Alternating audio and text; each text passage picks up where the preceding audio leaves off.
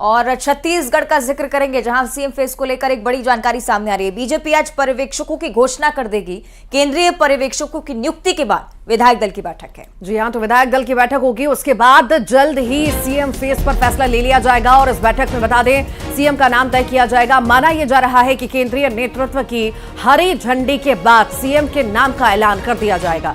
BJP तीनों राज्यों में आज पर्यवेक्षकों को नियुक्त कर देगी और ऐसा माना जा रहा है कि कल तक जो है सीएम के नाम पर फैसला ले लिया जाएगा। चूंकि यह भी कहा जा रहा है कि रविवार के दिन शपथ ग्रहण समारोह होगा और उससे पहले जो है पर्यवेक्षकों की नियुक्ति की जा रही है और इसके बाद विधायक दल की बैठक होगी जिसमें फैसला ले लिया जाएगा और उसके बाद नाम सामने जल्द आएगा सीएम फेस पर।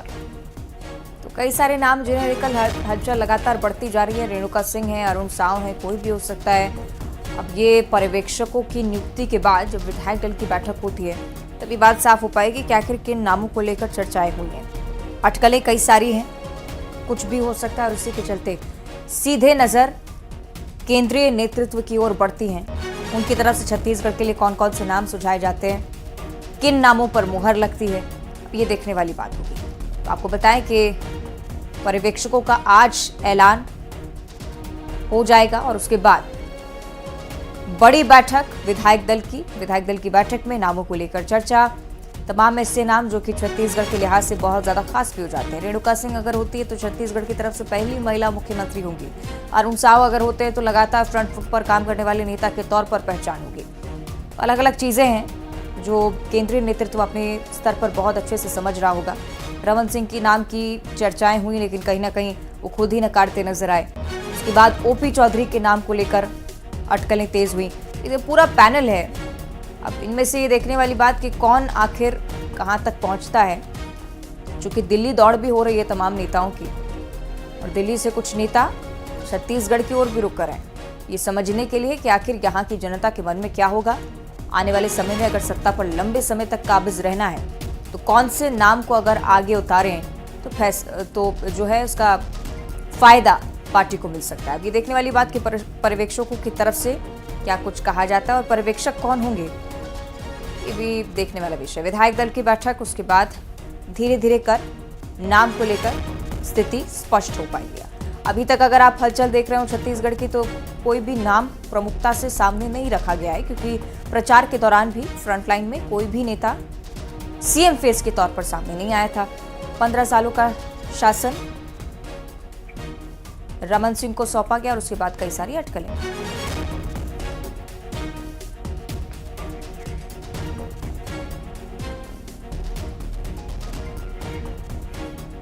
चलिए सीधे आपको रायपुर लिए चलेंगे। सहयोगी आकाश शुक्ला हमारे साथ जुड़े हुए हैं।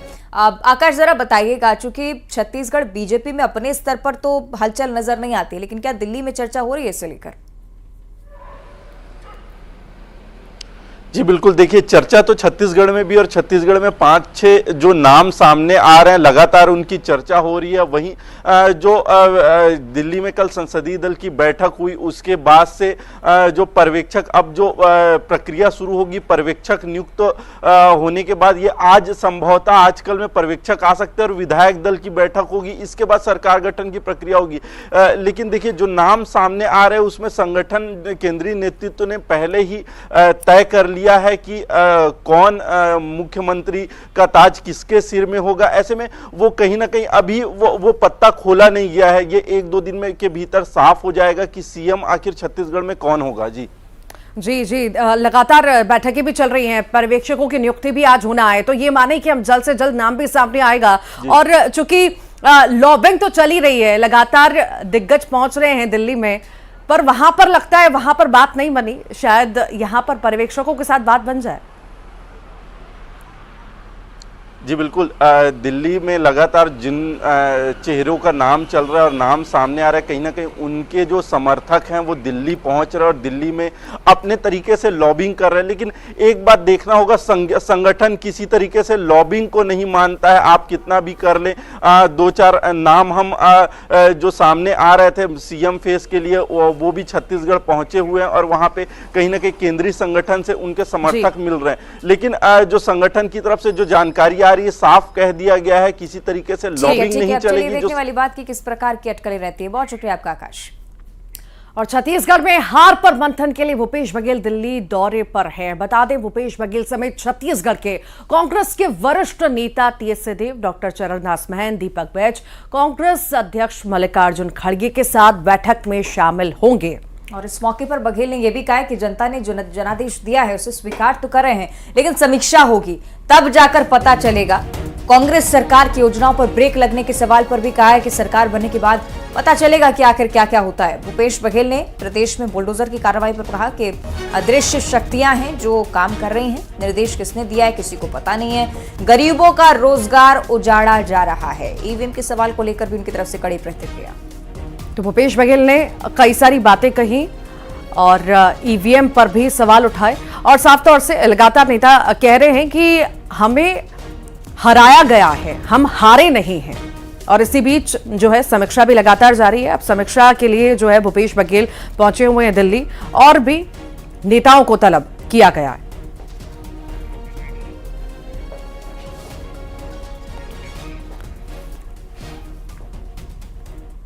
बन जाए और बनने के बाद निर्णय ले कि राशन जो 35 किलो मिल रहा है उसमें कटौती करने वाले क्या, कि बिजली बिल हाफ योजना को या स्वामी आत्मानंद अंग्रेजी स्कूल को या फिर तुम्हारे गौठान योजना को, किसको किसको बंद कर रहे हैं नहीं कर रहे हैं, तो पहले से ही कोई बयान दे रहा है उस पर कोई प्रतिक्रिया देना मैं उचित नहीं समझता। जैसे ईवीएम के बारे में कुछ बोलो, भारतीय जनता पार्टी बहुत जोर से मिर्ची लगती है, तो इतना जोर से क्यों लगना चाहिए? लगता है मतलब कुछ न कुछ तो कारण होगा। तो अब वो तो आगे बात होगी तो आप सबके सामने होगी। और छत्तीसगढ़ विधानसभा चुनाव में बीजेपी ने एक नया रिकॉर्ड बना दिया है। रिकॉर्ड प्रदेश अध्यक्ष अरुण साव के नाम है। बीते 23 साल में प्रदेश में 5 बार चुनाव हुए, 15 साल तक बीजेपी और फिर कांग्रेस। लेकिन इस बार अरुण साव के नेतृत्व में बीजेपी ने सबसे ज्यादा सीटें जीती हैं। रिपोर्ट देखिए।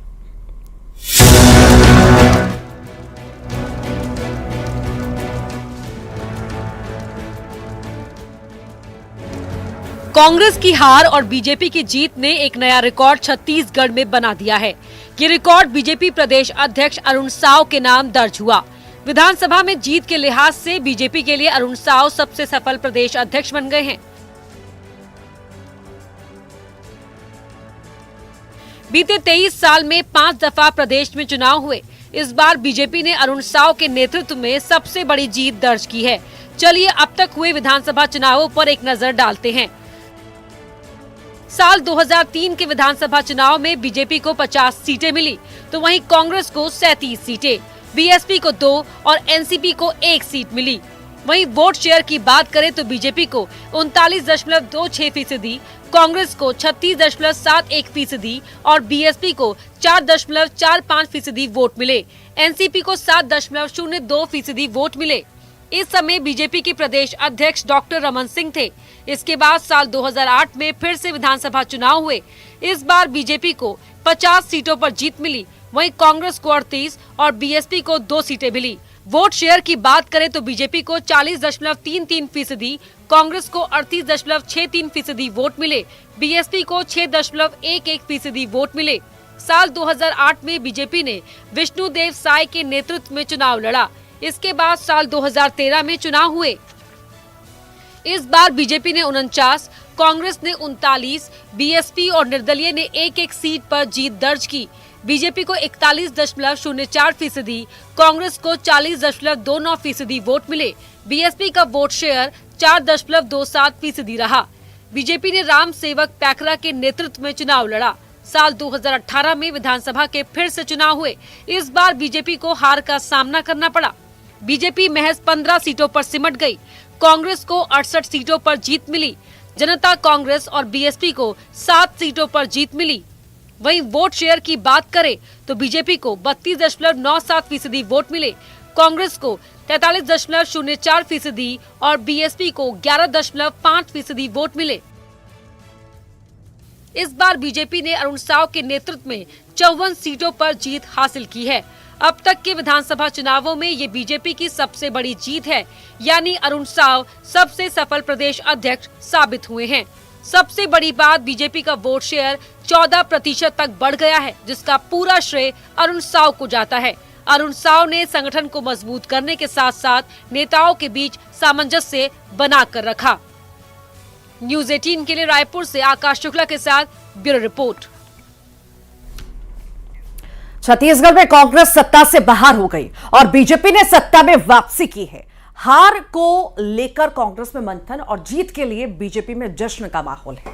कांग्रेस की हार की क्या वजह रही, बीजेपी कैसे विधानसभा चुनाव जीतकर सत्ता की कुर्सी पर काबिज होने जा रही है, पूरी रिपोर्ट के जरिए आपको समझाएंगे।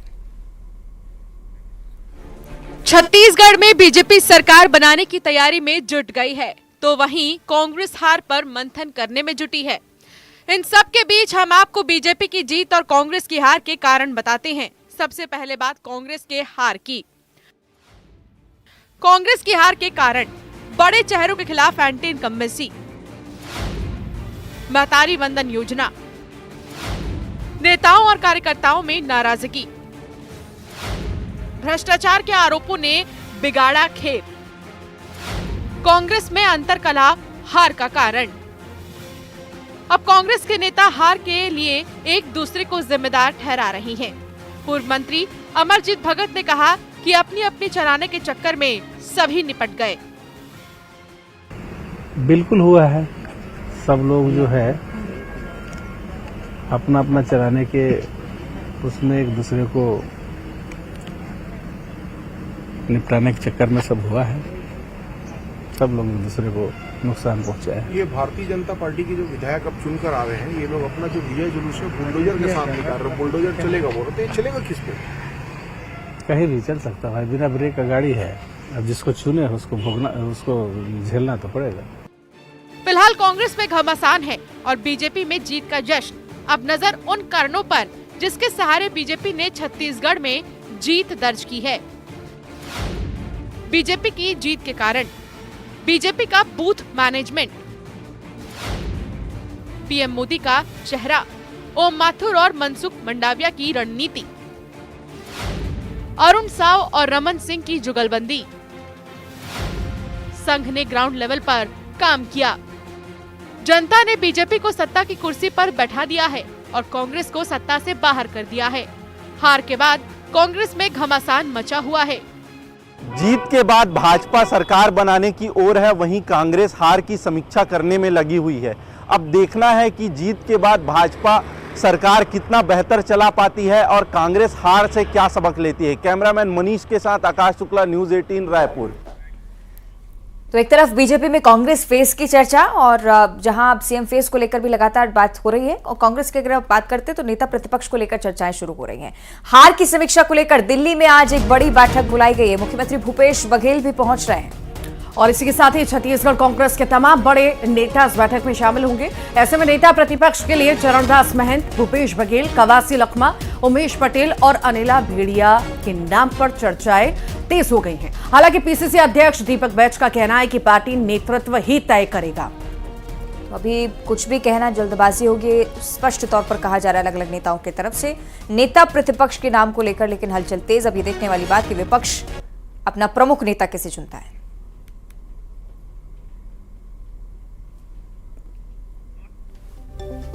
तो नेता प्रतिपक्ष को लेकर पीसीसी अध्यक्ष दीपक बैज हमारे साथ मौजूद हैं, उनसे बात करते हैं। आज तमाम जो नेता हैं, मुख्यमंत्री भूपेश बघेल भी दिल्ली जाएंगे, और सर कौन कौन दिल्ली जा रहा है और क्या बैठक कब है? संभवतः कल एआईसीसी दिल्ली में प्रदेश स्तर का एक समीक्षा बैठक होगा। उसमें हमारे एआईसीसी के तमाम बड़े लीडर रहेंगे और हमारी प्रभारी कुमारी शैलजा जी, फिर पूर्व मुख्यमंत्री भूपेश बघेल जी और चरणदास महंत जी और टीएस सिंहदेव जी, ताम्रध्वज साहू जी और संभवतः मोहन मरकाम जी भी रहेंगे और मैं भी रहूँगा। तो वहाँ पे जाने के बाद कल बैठक ही है, पुरुष बैठक में कल हम लोग हिस्सा लेंगे। जी सर, यहाँ छत्तीसगढ़ में कब बैठक होगी? और वहाँ से आने के बाद कल तय करेंगे। कल तय करने के बाद फिर छत्तीसगढ़ में प्रदेश स्तर के यहाँ भी समीक्षा बैठक रखेंगे। फिर जीते हुए विधायकों का उनसे भी बैठकें करना है।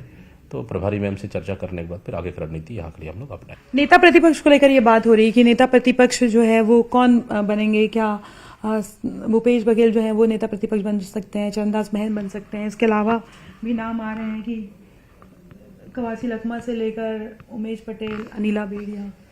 देखिए, अब तो उसके लिए थोड़ा सा वक्त है, कल का बैठक संपन्न हो जाए, फिर उसके बाद फिर प्रभारी मैम और तमाम आला लीडरों से चर्चा करने के बाद फिर संभवतः उसके लिए अलग से बैठक होगी और संभवतः पर्यवेक्षक उसके लिए नियुक्ति करेंगे दिल्ली से। तो एक प्रक्रिया के तहत उसका चयन होगा और आला कमान करेगी। तो ये है दीपक बैज, और कल जो है वो बैठक होगी दिल्ली में और उस पर मंथन किया जाएगा कि हार का कारण क्या था और क्या कौन जो हार हुई है उसमें क्या पार्टी के कई लोगों का हाथ था, वो भी एक फैक्टर है, इस पर भी चर्चा की जाएगी। और जिस तरह से दीपक बैज ने हमने से पूछा कि क्या बड़ी कार्रवाई आने वाले समय में हो सकती है, उन्होंने कहा कि समीक्षा के बाद ये जरूर है कि कुछ न कुछ एक्शन तो हो सकता है। कैमरा पर्सन इमरान के साथ ममता लांजेवा, न्यूज 18 छत्तीसगढ़। और बिलासपुर से बड़ी खबर की अब बात कर लेते हैं। शिक्षकों पर सख्त कार्रवाई होगी। समय पर स्कूल न आने पर यह कार्रवाई की बात कही गई है। दरअसल समय पर शिक्षक स्कूल नहीं पहुंचते हैं और इसी वजह से कहीं ना कहीं प्रभावित बच्चों की पढ़ाई होती है और इसे लेकर के बड़ा यह फैसला लिया गया है कि अब सख्त कार्रवाई, सख्ती के मूड में अब नजर आ रहा है। आपको बताएं कि कुछ और भी ऐसे कारण जिन्हें लेकर सख्ती बरतना बहुत ज्यादा जरूरी।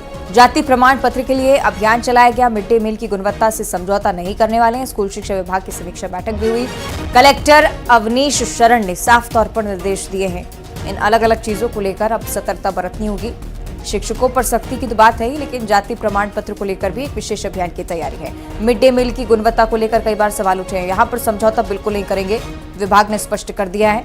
कलेक्टर की तरफ से भी सीधे निर्देश हैं कि इन तमाम चीजों को लेकर पहले से ही सतर्कता बरतनी शुरू होनी चाहिए। शिक्षा विभाग जो है अब सख्ती के मूड में पूरी तरह से आ चुका है और अब पैनी नजर जो है सभी पहलुओं पर शिक्षा विभाग की होगी, चाहे वो मिड डे मील की बात हो, बच्चों की पढ़ाई से जुड़ा मामला हो, हर एक चीज पर नजर शिक्षा विभाग की रहेगी और सख्ती के मूड में पूरी तरह से शिक्षा विभाग नजर आ रहा है। अनियमितताएं लगातार सामने आती रही हैं, पर अब ये बर्दाश्त नहीं होंगी। और चलिए अब रायपुर का जिक्र करेंगे, जहां निगम की कार्रवाई तीसरे दिन भी जारी रही। नगर निगम लगातार अवैध कब्जों को हटाने की कार्रवाई कर रहा है और उसी सिलसिले में एक और तस्वीर।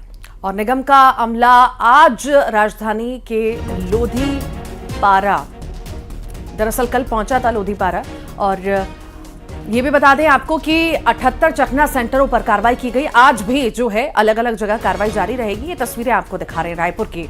अलग अलग जगह से अतिक्रमण जो है हटाया निगम के द्वारा जा रहा है और कहीं ना कहीं अब इस पर सवाल भी उठ रहे हैं, सियासत भी हो रही है। कांग्रेस भी आरोप लगा रही है कि रोजगार जो है गरीबों का छीना जा रहा है।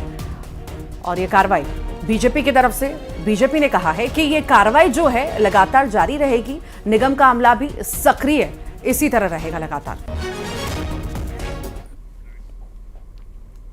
और इसी बीच अवैध कब्जों के खिलाफ कार्रवाई पर बीजेपी नेता केदार कश्यप ने कहा कि कांग्रेस शासनकाल में अवैध कब्जाधारियों को संरक्षण मिल रहा था और असामाजिक तत्व सक्रिय हो रहे थे। शिकायत पर भी कार्रवाई नहीं हो रही थी। उन्होंने कहा कि बीजेपी सरकार में सुशासन लाया जा रहा है, जो अव्यवस्थाएं हैं उन्हें दुरुस्त किया जा रहा है। तो पहले की सरकार इन सब विषयों को लेकर के संरक्षण देती थी, लेकिन भारतीय जनता पार्टी की सरकार इन सब विषयों को लेकर के भारतीय जनता पार्टी का जो एजेंडा है वो तय है कि अवैध जो तत्व हैं उनका चाहे हमारे सरकारी संस्थानों के संदर्भ में हो, शैक्षणिक संस्थानों के संदर्भ में हो, वहाँ पर अवैध कब्जा ना हो और किसी भी तरीके से वहाँ पर शिक्षा बाधित ना हो या वहाँ की जो व्यवस्था है वो बाधित ना हो, इस बात की चिंता की गई और अवैध पर हमेशा बुलडोजर चलेगा। और सरगुजा के ग्राम पंचायत बरढोड़ी में चावल न मिलने से नाराज ग्रामीणों ने पीडीएस दुकान के सामने जमकर हंगामा किया। और यह हंगामे के बाद खाद्य विभाग की टीम मौके पर पहुंची। ग्रामीणों का कहना है कि 3 महीने से उन्हें चावल नहीं दिया जा रहा। ग्राम पंचायत के सरपंच का कहना है कि चावल कम भेजा जा रहा है, जिसकी वजह से हितग्राहियों को चावल नहीं दिया जा रहा। खाद्य अधिकारी मामले की जांच की बात भी कर रहे हैं।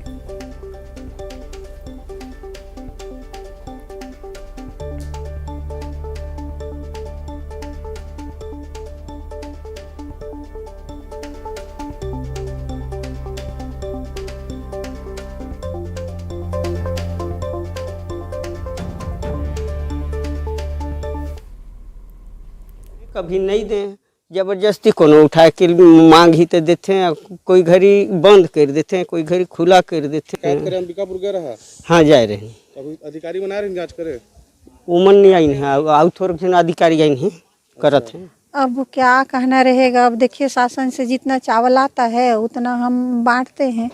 अब हम ही लोग ट्रक चालक में कम रहता है और वितरण सूची में ज़्यादा रहता है, इसलिए अब जितने लोगों को पूर्ता है उतने लोगों को देते हैं।